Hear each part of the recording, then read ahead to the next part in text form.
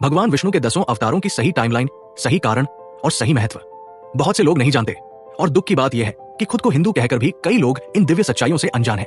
चलिए इस वीडियो के बाद आप उन लोगों में नहीं रहेंगे। पहला अवतार भगवान विष्णु ने मत्स्य के रूप में लिया।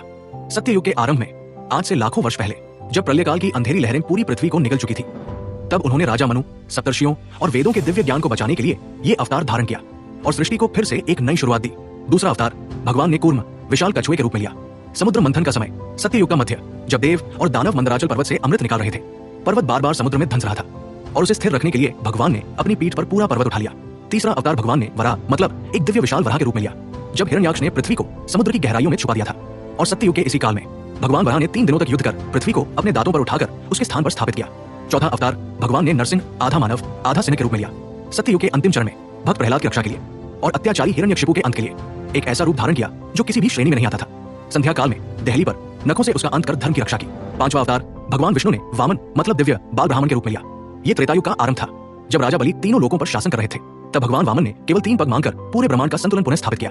छठा अवतार भगवान ने परशुराम के रूप में लिया। त्रेतायुग के अंतिम चरण में, जब क्षत्रिय राजाओं का अत्याचार चरम पर था, तब भगवान परशुराम ने पृथ्वी से अत्याचार का अंत कर धर्म की स्थापना की। भगवान परशुराम अभी भी जीवित माने जाते हैं। सातवां अवतार भगवान ने श्रीराम के रूप में लिया। त्रेतायुग के अंतिम युग में अत्याचारी रावण का अंत कर भगवान राम ने धर्म, मर्यादा और आदर्शों को युगों युगों तक के लिए स्थापित कर दिया। आठवां अवतार भगवान ने कृष्ण के रूप में द्वापर युग के अंत में लिया, लगभग 5200 वर्ष पहले, जिसमें उन्होंने कंस का अंत किया, कुरुक्षेत्र में धर्म का साथ दिया और गीता का उपदेश देकर मानवता को जीवन का सर्वोच्च मार्ग प्रदान किया।